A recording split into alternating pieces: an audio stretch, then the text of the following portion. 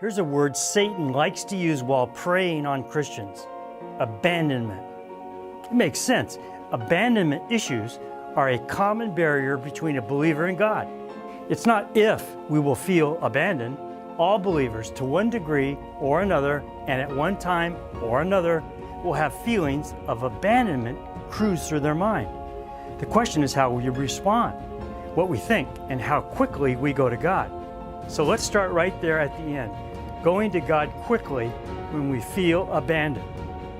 God is declaring in the most powerful and unambiguous way His commitment to never abandon us. Never, ever. So what gives? How does a Christian's periodic feelings of abandonment square with God's promise to never forsake us? Finding that answer starts with understanding what abandonment looks like as the lie in a Christian's head. It goes something like this: I'm convinced God is not here. He's nowhere. It's blank. I pray and receive nothing. I cannot feel His presence and power. If we accept God's promise to never forsake us, we are left with this explanation of abandonment: God feels far away. For the counter to that, we look to the Apostle Paul's teaching to the Romans. Who shall separate us from the love of Christ? Shall trouble or hardship or persecution or famine or nakedness or danger or sword? Romans 8:35. That is the unchangeable truth. Here's how I want to look at abandonment.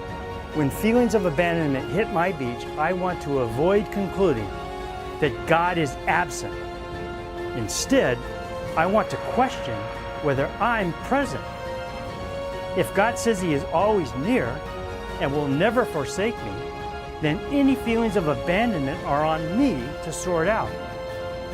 So we do that by going to His Word and then praying for understanding. And we must remember that God may be building us and building our maturity through the quiet. I am with you always to the end of the age. Matthew 28:20. What about you?